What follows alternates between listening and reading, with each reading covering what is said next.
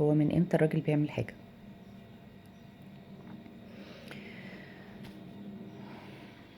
بص، الكلام اللي انا هقوله ده ممكن يزعل ناس، بس دي حقيقة وده واقع.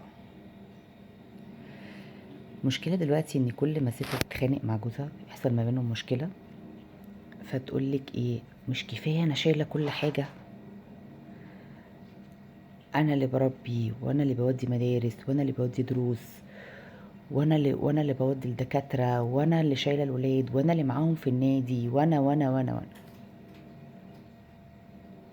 هو ده طبيعي. الراجل لو انتي موظفة برضو هتقومي بمهامك دي. ربنا خلق الراجل والست، كل واحد فيهم طبيعته غير التاني. يعني انتي ممكن تقومي بألف دور في نفس الوقت، هو ما يعرفش يطلع، يعني هو يقوم بدور واحد بس، ما يعرفش. الرجال قوامون على النساء في الشغل. الراجل ممكن يشتغل في ال24 ساعة، يعني مثلا بال20 ساعة، وينام 4 ساعات. احنا صعب نشتغل 20 ساعة، صعب لينا قوة تحمل معينة. بس ممكن تبقي مع ولادك طول النهار في البيت، شايفة طلباتهم وشايفة مسؤولياتهم. انت اللي بتربي مش هو ممكن يشارك في التربية، لكن يربي صعب.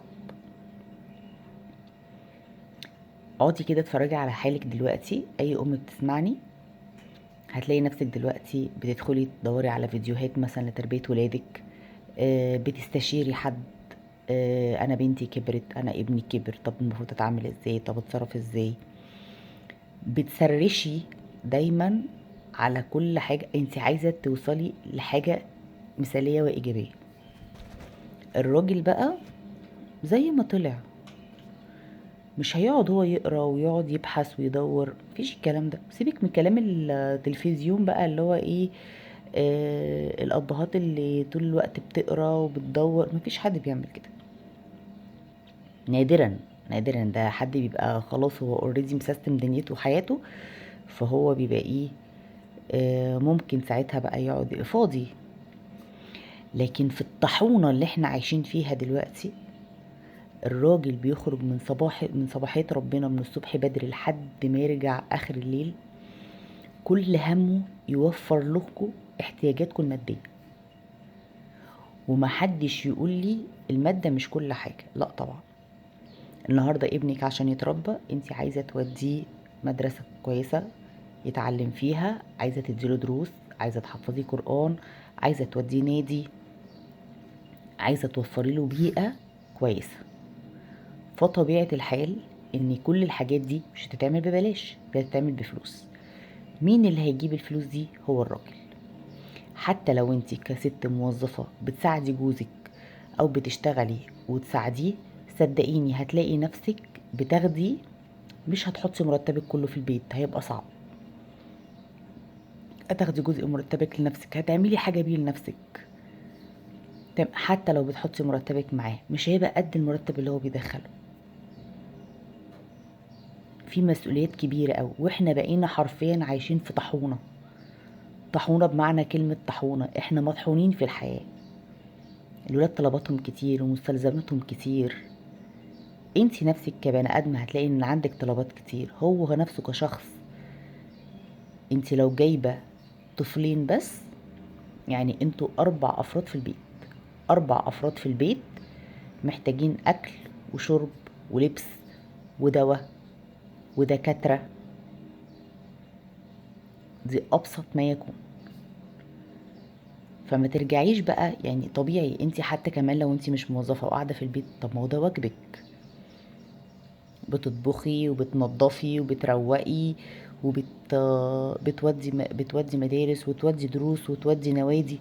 طبيعي، طبيعي. احنا من يوم ما اتخلقنا على وجه الارض عارفين ان دي الام. كام واحدة جوزها لا قدر الله توفى او سابها، طلقت منه، وقررت انها تعيش لولادها، وما عملتش يعني ما اتجوزتش تاني. كام واحدة؟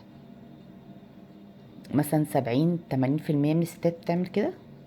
طيب كام راجل زوجته توفت او مثلا طلبت الطلاق وقعد يربي ولاده وما يتجوز؟ 30%. يعني لو هنقول الستات 70 أو 80%، هيبقى الرجالة هتبقى 30 أو 20%.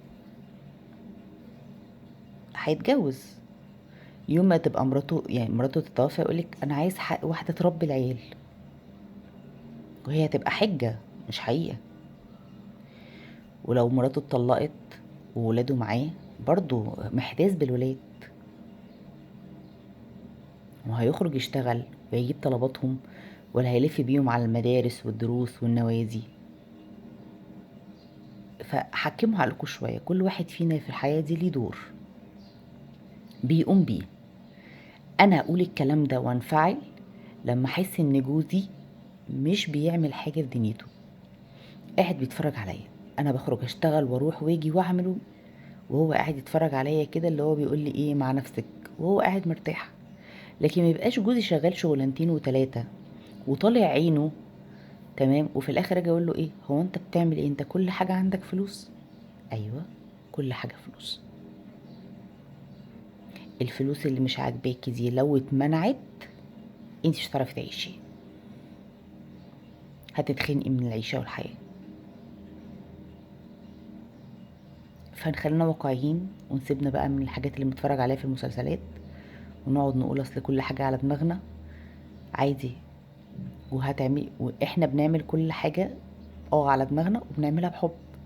ابني لما بيتعب وبجري بيه على الدكتور، ببقى انا انا من جوايا انا بحب ابني، عايزاه يبقى كويس. فده الطبيعي، ده الطبيعي بتاعنا.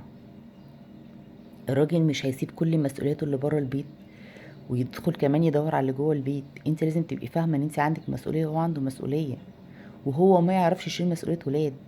جربي كده تسيبي ولادك لجوزك يوم ولا اتنين، هو لا عارف هما بيحبوا ايه ولا عارف هما ما بيحبوش ايه. يقعدوا يقولك ايه، يقعدوا يسالوا اسئله كده للابهات بتعجبني قوي. انتيم ابنك في المدرسه اسمه ايه؟ انتيم ابنه؟ طيب المدرس او المدرسه اللي ابنك بيحبهم اسمها ايه؟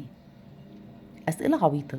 انا عايزه اقولك ان في رجاله وحياه ربنا لما تيجي تسالها تقول لها ابنك في سنه كام، يعني بيعطل، اللي هو حتى لو عنده اتنين بس، والله العظيم بيعطلوا، اللي هو يعني بيحاول يفتكر هما كانوا يعني هما في سنه كام.